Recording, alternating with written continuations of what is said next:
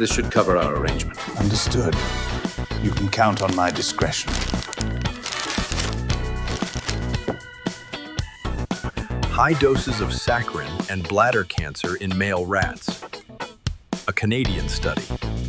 안녕하세요. 이번 심층 분석 여러분이 보내주신 자료들 덕분에 아주 흥미로운 주제를 다루게 됐습니다. 바로 인류 최초의 인공 감미료 사카린입니다. 네, 정말 파란만장한 역사를 가진 물질이죠. 맞아요. 이게 어떻게 발견됐고 또 어떤 논란들을 겪었는지 그리고 지금은 또 어떤 평가를 받는지 한번 깊이 들어가 보죠. 시작은 1879년 그 존스 홉킨스 대학 실험실이었죠. 네. 콘스탄틴 팔베르크라는 연구원이 있었는데 원래 콜타르 유도체 연구를 하고 있었어요. 그러다 퇴근하고 저녁 먹는데 손에 묻어있던 화학물질에서 와 엄청난 단맛을 느낀 거죠.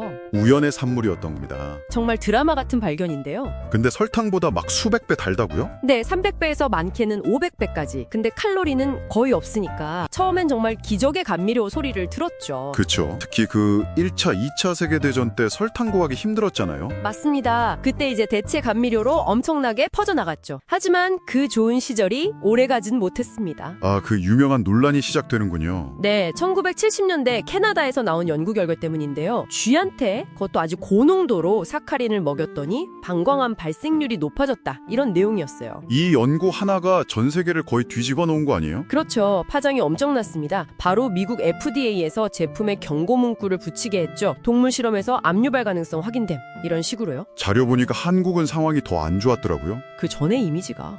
네, 1966년에 그 대규모 사카린 밀수 사건이 있었잖아요. 맞아요. 그때 불량 첨가물 딱지가 한번 붙었었죠. 네, 그런 상황에서 이 발암 논란까지 터지니까 완전 공포의 백색가루 취급을 받게 된 거죠. 사용량도 확 줄어들고요. 그 쥐 실험? 근데 나중에 보니까 문제가 좀 있었다면서요? 구체적으로 어떤 거였죠? 핵심은 사실 두 가지였어요. 첫째는 그 실험에 쓴 사카린 양. 양이요? 네, 이게 사람이 평생 먹어도 도달하기 힘들 만큼 비현실적으로 많은 양이었어요. 아하.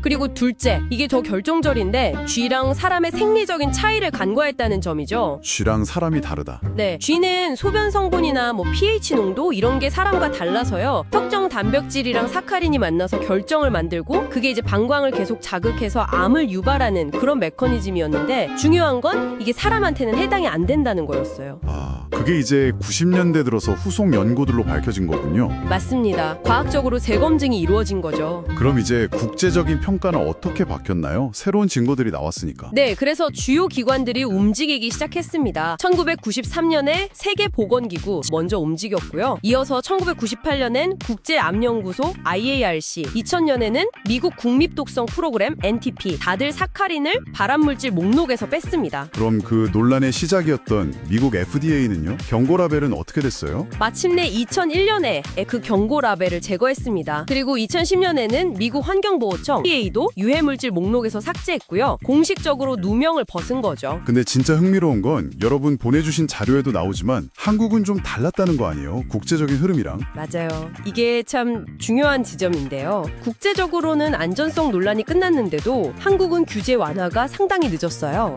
얼마나 늦었나요? 2011년에야 일부 품목 제한이 풀리기 시작했고요. 대부분 품에 쓸 수 있게 된 건 2017년이나 되었습니다. 와, 꽤 차이가 나네요. 네, 그리고 지금도 사용 기준 자체는 미국이나 EU가 여전히 좀 엄격한 편이고요. 그 이유는 뭐라고 보세요? 과학적으로는 이미 결론이 났는데. 역시 과거의 그 부정적인 인식, 그리고 밀수 사건 같은 특정 사건의 충격, 이런 것들이 정책 결정에 생각보다 오랫동안 영향을 미친 거죠. 과학적 증거가 나와도 사회 기는데 사카린 이야기가 여기서 끝나는 게 아니에요. 이게 진짜 재밌는데 오, 또 뭐가 있나요? 최근 연구들을 보면요. 사카린이 단순히 단맛만 내는 게 아니라 어쩌면 항암 효과가 있을 수도 있다? 이런 가능성이 제기되고 있고요. 항암 효과요? 발암물질 누명을 썼었는데. 네, 그리고 더 놀라운 건 항생제 내성세균 있죠. 그 슈퍼박테리아, 여기에 대항하는 항균 효과가 있을 수 있다는 연구들이 나오고 있어요. 슈퍼박테리아요? 그게 어떻게 가능한 거죠? 세균들이 자기를 보호하려고 만드는 끈적한 막 같은 게 있거든요. 바이오필름이라고 하는데 사카린이 이 바이오필름 형성을 막고 세균의 세포벽 자체를 좀 약하게 만든다는 거예요. 와...